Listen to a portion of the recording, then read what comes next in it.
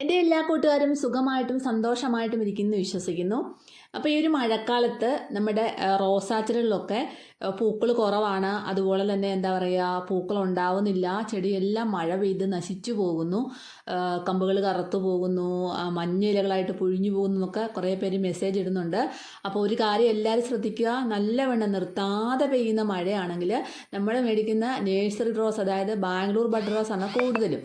അപ്പോൾ അതെന്ത് ചെയ്യണം, നമ്മളിന്ന് ഷെയ്ഡിലോട്ട്, അതായത് മഴ കൊള്ളാത്തൊരു സ്ഥലത്ത് അത്യാവശ്യം വെയിൽ കിട്ടുമ്പോൾ ആ ഒരു വെയിൽ കിട്ടുന്ന ഒരു ഭാഗത്തോട്ട്, ഇളം വെയിലാണെങ്കിലും കിട്ടുന്ന ഭാഗത്തോട്ടൊന്ന് മാറ്റി വെച്ച് കഴിഞ്ഞാൽ മാത്രമേ ആ റോസയുടെ ഫംഗൽ ഡിസീസ് മാറി കിട്ടത്തുള്ളൂ. അതായത് ഫംഗൽ കൊണ്ടുണ്ടാവുന്നതാണ്. മഴവെള്ളം ഒരുപാട് വീഴുമ്പം നമ്മുടെ ആ ഒരു റോസയുടെ വേരുകളിൽ ഫംഗൽ ഉണ്ടാകും.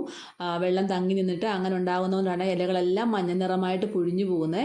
അപ്പോൾ അതൊക്കെ ഒന്ന് ശ്രദ്ധിച്ച് എല്ലാവരും ഒന്ന് മാറ്റി വെക്കാൻ ശ്രദ്ധിക്കണം. മെസ്സേജ് വരുന്നതുകൊണ്ടാണ് ഞാൻ പറയുന്നത് കേട്ടോ.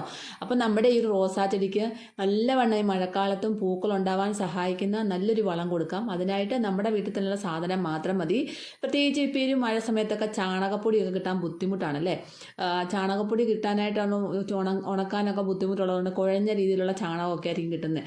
അപ്പോൾ നമുക്ക് ചാണകപ്പൊടിക്ക് പകരമായിട്ട് നമ്മുടെ റോസാ ചെടിയുടെ ചുവട്ടിൽ ഈ മഴക്കാലത്ത് ഇട്ട് കൊടുക്കാൻ പറ്റുന്നതും, അതുപോലെ തന്നെ ലിക്വിഡ് രൂപത്തിലാണെങ്കിലും പൗഡർ രൂപത്തിലാണോ ഒക്കെ കൊടുക്കാൻ പറ്റുന്ന ഒരു നല്ലൊരു ഫെർട്ടിലൈസറാണ് നിങ്ങൾക്ക് വേണ്ടി ഷെയർ ചെയ്യുന്നത്.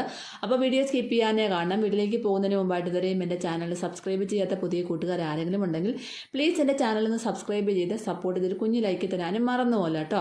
അപ്പോൾ ഇന്ന് കാണിക്കുന്ന ഈ ഒരു വളം സോയാ ചങ്ക്സ് ആണ്. ഇത് നമ്മുടെ വീട്ടിൽ മിക്കവാറും ആൾക്കാരുടെ വീട്ടിൽ കാണും. ഇതിന് വലിയ വിലയൊന്നുമില്ല. നമ്മുടെ ചാണകപ്പൊടിയൊന്നും കിട്ടാത്ത ഒരാൾക്കാരാണെങ്കിൽ ഇത് പ്രയോഗിച്ച് നോക്കും, നല്ല റിസൾട്ടാണ് കേട്ടോ. അപ്പോൾ ഇതൊരു ചെറിയ ഇതുപോലൊരു കപ്പിനകത്ത് ഒരു അരക്കപ്പ് എടുത്തിട്ട് ഞാനൊന്ന് മിക്സിയുടെ ജാറ് നന്നായിട്ട് പൊടിച്ചെടുത്തിട്ടുണ്ട്. അപ്പോൾ ഇതിൻ്റെ കൂട്ടത്തിൽ വേണമെങ്കിൽ നമുക്ക് എല്ലുപൊടിയും വേപ്പിൻ പിണ്ണാക്കും ഒക്കെ നമുക്ക് മിക്സ് ചെയ്ത് ചേർത്ത് കൊടുക്കാം. ഇപ്പോൾ ഞാൻ തൽക്കാലം അതൊന്നും ചെയ്യുന്നില്ല. അപ്പോൾ ഇത് തന്നെ ഉള്ളവർക്ക് ചെയ്ത് കൊടുക്കാനുള്ളൊരു വളമാണ് ഞാൻ കാണിക്കുന്നത്. ഇപ്പോൾ ഫ്ലാറ്റിൽ താമസിക്കുന്നവർക്കാണെങ്കിലും ഇങ്ങനൊരു വളം നമുക്ക് ഉണ്ടാക്കി കൊടുക്കാം. വേറെ പ്രശ്നമൊന്നുമില്ല. നല്ല രീതിയിൽ പൂക്കൾ ഉണ്ടാവാനായിട്ടും പുതിയ തളർപ്പുകൾ, ഹെൽത്തി ആയിട്ടുള്ള തളർപ്പുകളൊക്കെ ഉണ്ടാകാനായിട്ടും വളരെയധികം സഹായിക്കുന്നു. ഇനി നമുക്ക് അന്നത്തെ കഞ്ഞിവെള്ളമോ അരി കഴുകിയ വെള്ളമോ എന്തെങ്കിലും എടുക്കാം. ഇല്ലെങ്കിൽ പച്ചവെള്ളമാണെങ്കിലും കുഴപ്പമില്ല. ഈ അരി കഴുകിയ വെള്ളമോ കഞ്ഞിവെള്ളമോ ഒക്കെ ആണെങ്കിൽ കുറച്ചും കൂടെ റിസൾട്ട് കൂടുതൽ കിട്ടും. എന്നിട്ട് ഈ പൊടിച്ചു വെച്ച ഈ സോയാ ചങ്ക്സിൻ്റെ പൗഡർ നമ്മൾ ഇതിനകത്തോട്ട് നന്നായിട്ടൊന്ന് മിക്സ് ചെയ്ത് വെച്ചിട്ട് പിന്നെ അതിനകത്തേക്ക് നമുക്ക് ഒരു ശർക്കരയുടെ പീസ്, ഞാൻ എപ്പോഴും ഇങ്ങനെ ഒരു ശർക്കരയുടെ പീസിട്ടാണ് പുളിപ്പിക്കുന്നത്. കാരണം ഒരു ബാഡ് സ്മെല്ലും ഉണ്ടായിരിക്കത്തില്ലെന്ന് മാത്രമല്ല, മണ്ണിലുള്ള നല്ല സൂക്ഷ്മാണുക്കളെ വർദ്ധിപ്പിക്കാനായിട്ട് ശർക്കരയ്ക്ക് ഒരുപാട് കഴിവുണ്ട്. നല്ല രീതിയിലുള്ള വളം ആക്കി കിട്ടാനായിട്ട്, ഒരുപാട് നല്ല ബാക്ടീരിയയുള്ള വളം ഉണ്ടാക്കി കിട്ടാനായിട്ട് ഈ ഒരു ശർക്കര നല്ലതാണ്. അപ്പോൾ ഒരു നെല്ലിക്ക വലിപ്പത്തിലുള്ള ശർക്കരയും കൂടിയിട്ട് ഒരു 3-4 ദിവസം, മാക്സിമം ഒരു 3 ദിവസമെങ്കിലും നമ്മൾ നന്നായിട്ട് പുളിപ്പിച്ചെടുക്കണം. അപ്പോൾ പുളിപ്പിച്ചെടുക്കാനായിട്ട് നമുക്കിതുപോലെ നമ്മുടെ വീട്ടിലുള്ള പഴയ പാത്രം, തൈര് പാത്രമോ ഇങ്ങനെ കുറേ പ്ലാസ്റ്റിക് പാത്രങ്ങൾ ബാലൻസ് കാണുമല്ലോ, അതിനകത്തേക്ക് നമുക്കിതുപോലെ അടച്ച് വെച്ചിട്ട് കാറ്റ് കയറാതെ, പ്രാണികളോ ഈച്ചയൊന്നും കയറാത്ത രീതിയിൽ അടച്ച് വെച്ചിട്ട് 3 ദിവസം, മാക്സിമം 3 ദിവസമെങ്കിലും പുളിപ്പിക്കണം കേട്ടോ. ആ 3 ദിവസം കഴിയുമ്പോൾ ഇത് നന്നായിട്ട് പുളിച്ച് കിട്ടുവേ. അപ്പോൾ ഇതൊന്ന് മാറ്റി വെച്ചേക്കുക സൈഡിലോട്ടുള്ള, മഴയൊന്നും പെയ്യാതെ മഴവെള്ളം ഒന്നും വീഴാത്ത രീതിയിൽ നന്നായിട്ടൊന്ന് മാറ്റി വെക്കുക. അപ്പം നല്ല രീതിയിൽ പുളിച്ച് കിട്ടുമ്പോഴാണ് നമ്മുടെ ആ ചെടികൾക്കും നല്ല രീതിയിലുള്ള ഗുണം കിട്ടുന്നത്. അല്ലെങ്കിൽ അത്രയും ഗുണങ്ങൾ കിട്ടത്തില്ല. അപ്പോൾ ഇതൊരു 3 ദിവസം കഴിഞ്ഞപ്പോൾ നന്നായിട്ട് ഇതുപോലെ പുളിച്ച് വന്നിട്ടുണ്ട് കേട്ടോ. അപ്പോൾ ഇതിന് യാതൊരു ബാഡ് സ്മെല്ലും കാര്യങ്ങളും ഇല്ല. മിക്കവാറും ആൾക്കാർക്ക് ഇതുപോലുള്ള വളങ്ങൾ ഉണ്ടാക്കി കൊടുക്കുമ്പോൾ ഭയങ്കര ബാഡ് സ്മെല്ലാന്ന് പറയുന്നുണ്ട്. അപ്പോൾ അതൊന്നും ഇല്ലാതെയാണ് ഈ ഒരു വളം ഞാൻ ഉണ്ടാക്കുന്നത്. അതിന് നിങ്ങളൊരു ശർക്കര പീസ് ഇട്ട് കൊടുത്തു കഴിഞ്ഞാൽ പ്രശ്നം തീരും. ഒരു ബാഡ് സ്മെല്ലും കാര്യങ്ങളും ഒന്നും ഉണ്ടായിരിക്കത്തില്ല. അപ്പോൾ ഇനിയും നമ്മൾ ഒരു ബക്കറ്റിലേക്ക്, ഒരു പാത്രത്തിലേക്ക് ഇത് അത്യാവശ്യം എത്രയാണോ ചെടികൾ അത്രയുമുള്ള ചെടികൾക്ക് നിങ്ങൾ എടുക്കുക. അപ്പോൾ ഞാനിത് ഇടയ്ക്ക് ഇങ്ങനെ ഉണ്ടാക്കി കൊടുക്കുന്നതാണ്. ഇപ്പം നിങ്ങളെ കാണിക്കാൻ വേണ്ടിയാണ് ഇത് ഞാൻ തയ്യാറാക്കി കാണിക്കുന്നത്.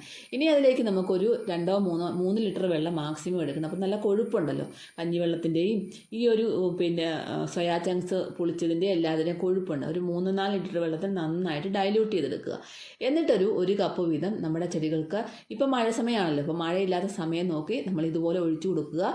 നല്ല റിസൾട്ടായിരിക്കും. അതുപോലെ തന്നെ ഈ സോയാ ചങ്ക്സിൻ്റെ പൗഡർ പൊടിച്ചിട്ട് മുട്ടത്തോടും എല്ലുപൊടിയും വേപ്പിൻ പിണ്ണാക്കും എല്ലാം കൂടെ മിക്സ് ചെയ്തിട്ട് ഓരോ കൈപ്പിടി വീതം നമ്മുടെ റോസയുടെ ചുവട്ടിലിട്ട് കൊടുത്താലും വളരെ നല്ലതാണ്. അങ്ങനെ ചെയ്താലും ഒരു കുഴപ്പവുമില്ല. ഇനി 2 രീതിയിൽ നമുക്ക് ഈ ഒരു വളം ഉപയോഗിക്കാം. അപ്പം ഈ ഒരു സോയാ ചങ്ക്സിൻ്റെ പൗഡർ രൂപത്തിലായാലും ലിക്വിഡ് രൂപത്തിലായാലും 2 രീതിയിൽ നിങ്ങൾക്ക് ചെയ്ത് കൊടുക്കാവുന്നതാണ്.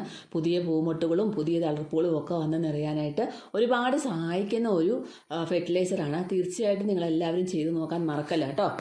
അതുപോലെ തന്നെ ഇലകൾ മഞ്ഞളിച്ച് പോവുകയും കമ്പുകൾ കറുത്ത് പോവുകയാണെങ്കിൽ ഉടനെ തന്നെ ആ റോസ നല്ല മഴയത്തൊന്ന് മാറ്റി വെക്കുക ഷെയ്ഡിലോട്ട്. ഒരിക്കലും ഇരുട്ടുള്ള പ്രദേശത്ത് ഈ സ്ഥലത്തോട്ട് മാറ്റി വെക്കരുത്. ഒരു ചെറിയ വെയിലെങ്കിലും വെട്ടമെങ്കിലും കിട്ടുന്ന സ്ഥലത്തോട്ടേ മാറ്റി വെക്കാവുള്ളൂ. എന്നിട്ട് ഈ കമ്പുകൾ കറുത്ത ഭാഗമൊക്കെ ഒന്ന് കട്ട് ചെയ്ത് നിർത്തുക. അതുപോലെ തന്നെ ഇല മഞ്ഞളിച്ച ഭാഗമൊക്കെ ആണെങ്കിലും മഞ്ഞളിച്ച കമ്പുകളൊക്കെ ആണെങ്കിലും കട്ട് ചെയ്ത് നിർത്തുക. ഒന്ന് പ്രൂൺ ചെയ്ത് നിർത്തുക. അപ്പോൾ നിങ്ങൾക്ക് കാണാൻ സാധിക്കും കുറച്ച് ദിവസം കൊണ്ട് തന്നെ നല്ലപോലെ പുതിയ തളിർപ്പുകൾ വരുന്നത്. എന്നിട്ട് പിന്നെ നിങ്ങൾ നല്ല പെസ്റ്റിസൈഡോ ഫംഗിസൈഡോ അല്ലെങ്കിൽ നല്ല വളങ്ങളോ ഒക്കെ ചെയ്ത് നിർത്തിയാൽ നല്ല രീതിയിൽ പൂക്കളാണ്. പിന്നെ വെയിൽ വരുമ്പോൾ എടുത്ത് പുറത്തോട്ട് വെച്ചാൽ മതി കേട്ടോ.